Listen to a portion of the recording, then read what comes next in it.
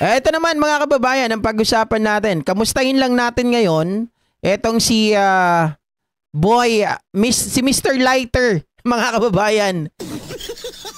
Aha. Etong si Mr. Lighter, nako po, mayroon na pong sabpina mga kababayan. Naalala niyo po siya?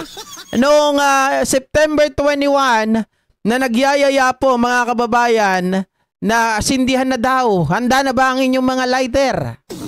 Para maalala niyo, pakita muna natin kung ano ba yung nangyari nun dito kay Mr. Lighter Boy. Alisin ko muna yung iba rito at nakakagulot, nakakaano ng ano natin, ng programa. Mga kababayan. Teka lang Kasi sigurado, marami na ang matatakot dito. Article share. Ito na. Pakinggan natin. Sa mga grupong darating pa po dito na aglo, magparami kayo at sunguri natin si Bongbong. May mga lighter na ba kayo? Mga lighter! Pwede lighter na lang! We have an update tungkol sa DDS Lighter Sunog Boy. Isa sa mga di-umano'y nag-incite sa protest noong Setyembre 21 na nauwi sa kaguluhan o riot sa Recto Mendiola area.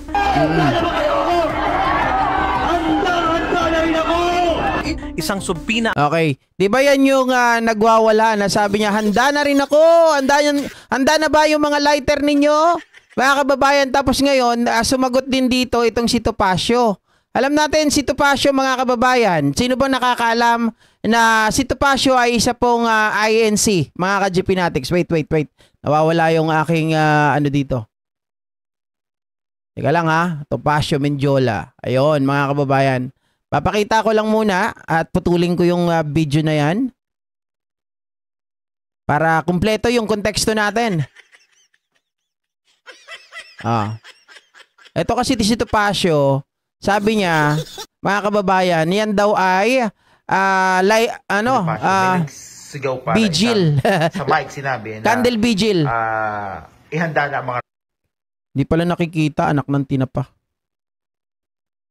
Ayan. lighter at lulusob sa Mindiola. Bonifacio, may nagsigaw para sa mic sinabi na ihanda na ang mga lighter at lulusob sa Mindiola. Ang dapat kasi kami ay magka-candle vigil. Oo. Umuulan, sabi namin wag na. Oo, kasi mamamatay lang At saka, yun nga, sabi ko, baka ma-misunderstand na bakit may dalang lighter. Sabi ko, scratch that.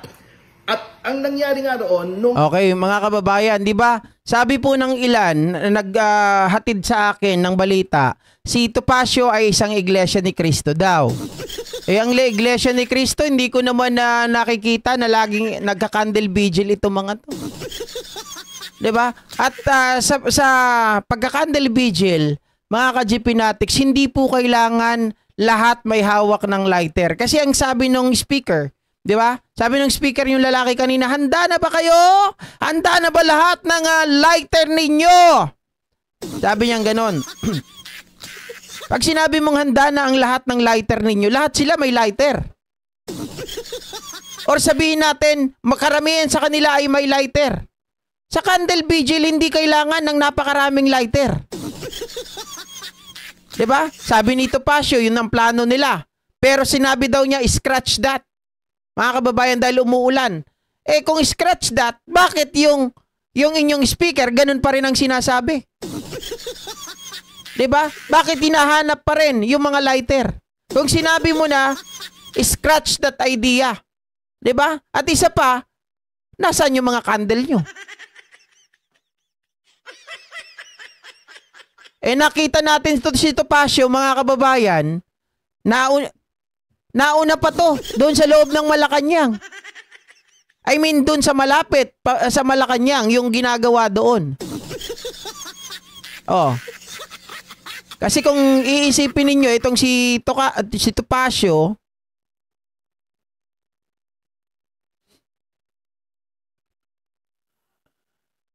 ito, mga kababayan, Ayan oh, yung panggugulo nila. Saan ang tungo nyo, tol? Malacanang, sir. Malacanang kayo. Sa Malacanang. Hindi, Malacanang. Susunugin namin yung Malacanang. Pag di namin pasok. O yan. Pag di namin pasok, susunugin namin yung Malacanang. Ilan sa mga kabataan naririto ngayon na mga nagsasagawa ng protesta. Ma, nandito na ako. Arda yan. Alam na, nandito ako. Tanong ako ng mga... Okay lang. Sigaw para isang sa mic sinabi na Oh, ayan, narinig naman na natin. Pero tingnan nyo dito, si Topacio, kasama ng mga kabataan, kasama ng speaker, mga kababayan, yung lalaki na nagsasabi, may lighter ba kayong lahat? Oh.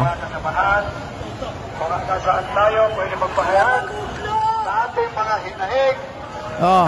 At saka saan ang umuulan dyan? Wala namang umuulan. 'Di ba? Walang umuulan. Hindi naman umuulan nung time na yan, nung papasugod na sila. Oh. Oh, nakita nyo si Topacio, guys? Ito si Topacio, oh, naglalakad. Oh, ayan si Topacio. Ito, to. Yan, si Topacio. 'Di ba? Oh, ayan siya. Tapos sasabihin niya, mga kababayan, candle vigil. Oh. Pero anong sinisigaw nila?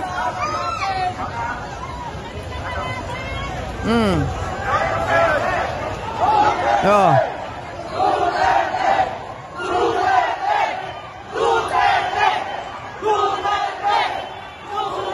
Diba ang sinisigaw nila Duterte, tapos nung una, sunugin ang Malacanang.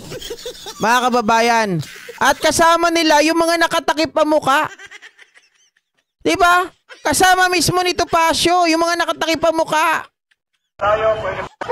Ayan oh.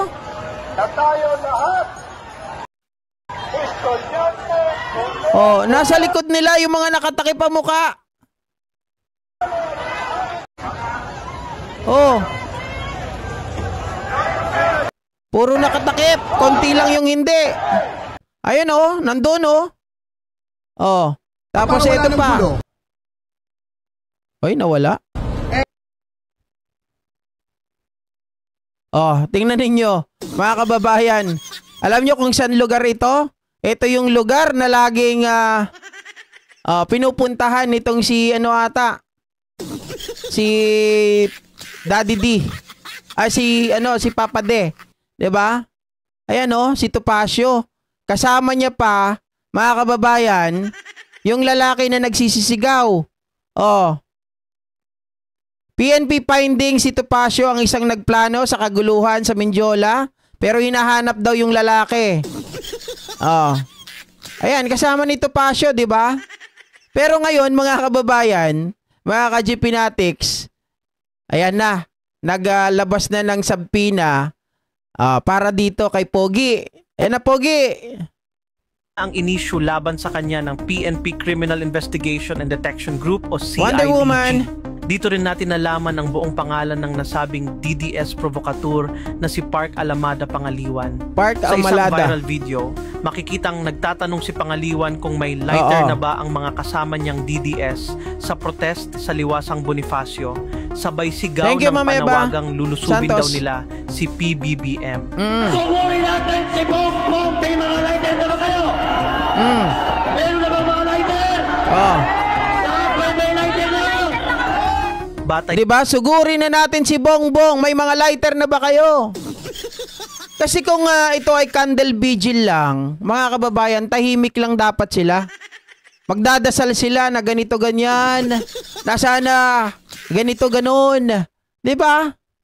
sa subpina na may petsang October 1, pinatatawag si Pangaliwan upang ipaliwanag ang facts and circumstances sa likod ng mga marahas na pangyayari sa public demonstration na tinaguriang trillion peso march noong Setyembre 21. Nakasaad din na kailangan niyang humarap sa Camp Crame Oy, ngayong sa darating Camp na Crame, mga kababayan. Alam nyo ba? Alam nyo ba itong si Mr. Boy na to? Mga kababayan, kung saan po nakatira? Alam nyo kung saan nakatira itong si Mr. Lighter? Ang layo pala ng bahay nito, hindi pala taga Manila to, guys. Alam nyo kung saan? Ito, papakita ko po sa inyo, ha? Ay, nawala. Nasaan yung ano nun? Pero sa Mindanao siya. Sa Mindanao. Tuloy ko lang muna to, baka dito makita ko na. Wala yung kopya ko eh. Lunes, ika-6 ng Oktubre, upang magbigay linaw ukol sa insidente.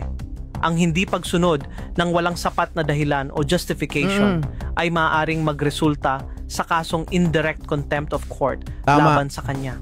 Bukod dito, may isang video rin si Pangaliwan na kilala sa Facebook bilang Park, kung saan makikita siyang kasama ang ilang notorious DDS fake news peddlers at trolls. Ang video clip na naipost noong Setyembre 19 o dalawang araw bago ang protesta ay nagpapakita kay Pangaliwan na nagbabala umano sa kanyang mga kasamahan na kung gusto raw nilang mamatay ay pumunta sila sa Luneta Park sa Setyembre 21. Binanggit din niya ang ilang pahayag na malinaw na puno ng conspiracy theories at fear-mongering.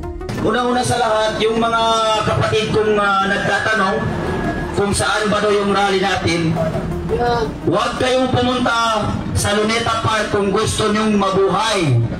Mga kababayan ha, iba yung ano niya rito, yung tinuturo niya, parang gusto niyang sabihin na merong mangyayaring hindi maganda or bombing siguro, 'di ba?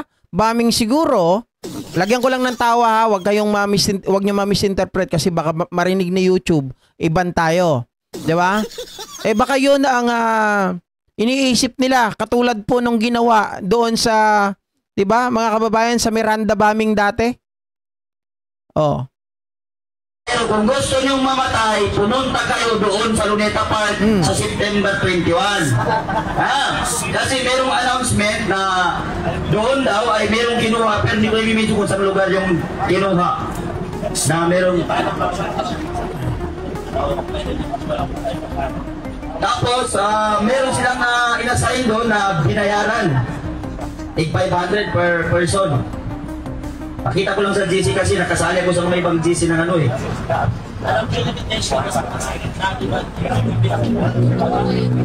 Teka lang guys hanapin ko yung ano.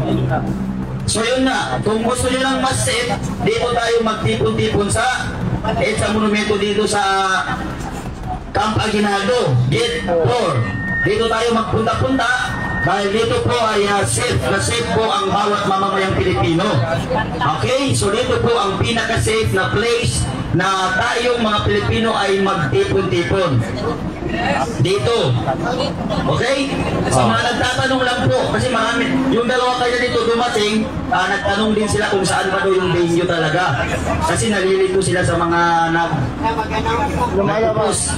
So, ako naniniwala na ngayon, nung nakita ko yung post nito, nawawala lang talaga, mga kababayan, ito ay nanggaling pala talaga sa Mindanao. Okay? Yung bali-balita noon, di ba, may balita itong si Pebble sa Talaquera, na sinasabi niya ang mga manggugulo dyan sa rally sa September 21 ay pinababa galing sa Mindanao. Ito ang mga sabi NMA, di ba? NMA. Sorry guys, bawal din ng salita na yan dito. Kaya ngungoing ko na lang MEA, ha? Alam nyo na yon, NMA.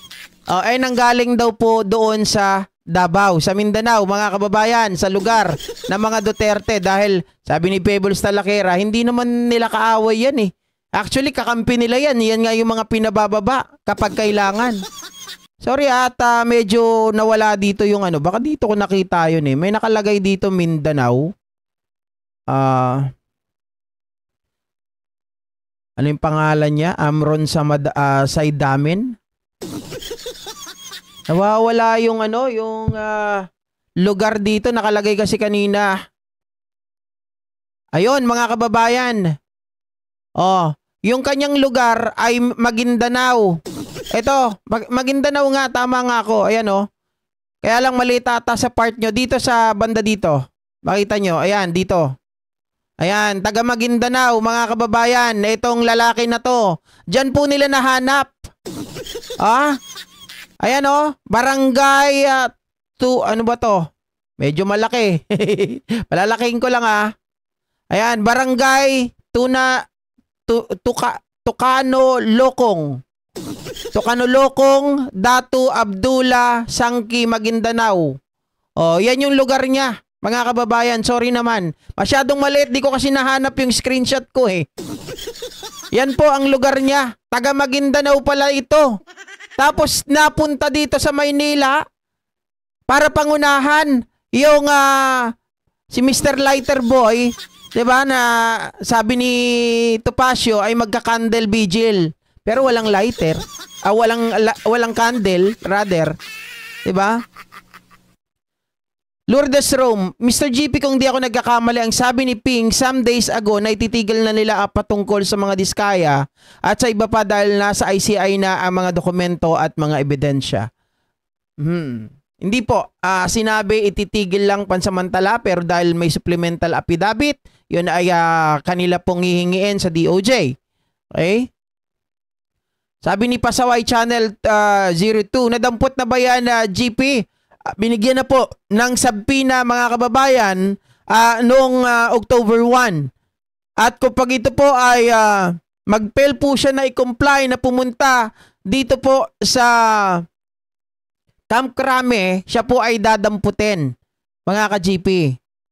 At pwede na rin siyang kasuhan.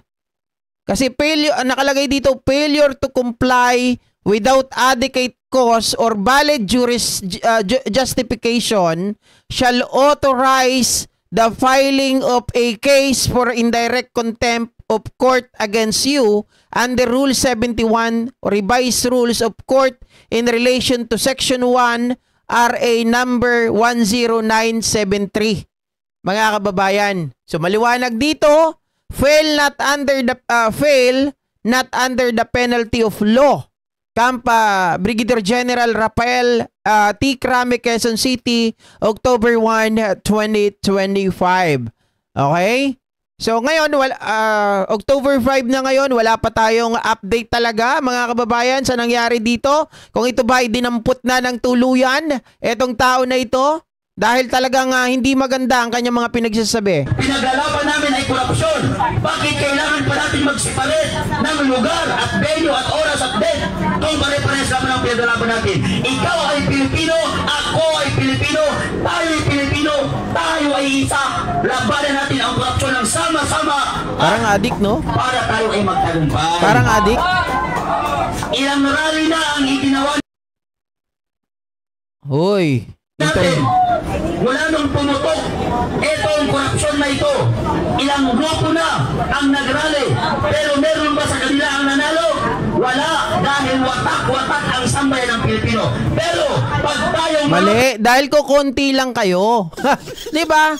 Ang gusto pala nila itong araw na ito talaga, diba, nagsalita na si Romeo Browner, mga kababayan, na mayroong lumapit sa kanya itong si Pokis. Diba? Na sila po ay nangiengganyo ng mga junior, mga kababayan, kaya lang hindi po sumali sa kanya, hindi po sumama sa kanila etong AFP na inaasahan nila na babaliktad na at may uupo na nila or may install na nila si BP Sara. Oh. Kukunti lang kasi kayo, kukunti lang ang naniniwala sa inyo. Kita nyo nga nung September 21, nakita ninyo, nasa Camp Aguinaldo kayo. Sino mga kasama nyo? Kukunti lang. Kaya pumunta kayo doon sa Mindiola. Doon kayo ng gulo. Pilipino ay mayroong pag-iisa at tayo magsama-sama, mas mapapadali natin sarap konyatan, no? aksyonan ang nangyayaring korupsyon sa ating bansa.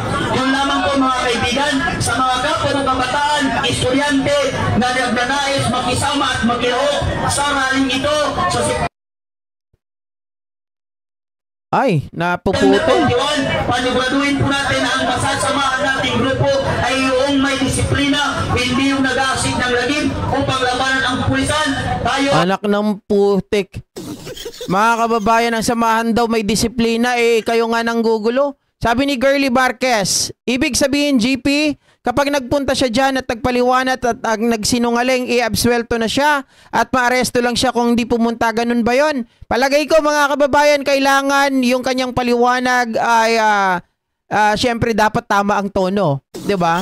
Dapat may paliwanag niya ng maayos bakit kailangan niya po na magsabi na ilabas na ang inyong mga lighter. 'Di ba? Hindi pwedeng mga kababayan, ang paliwanag niya lang, hindi kasi may candle vigil kami. Kaya nga sabi ko, puntuhin sana nila kung tayo ba, sa mga Katoliko dyan, pag nagka-candle vigil kayo, kailangan ba lahat may lighter? 'Di ba? At kapag nagka-candle vigil kayo, 'di ba dapat may kandila? At dapat pag may candle vigil kayo, tahimik kayo. 'Di ba? Nagdadasal. Ba't anong ginawa nila doon? Oh.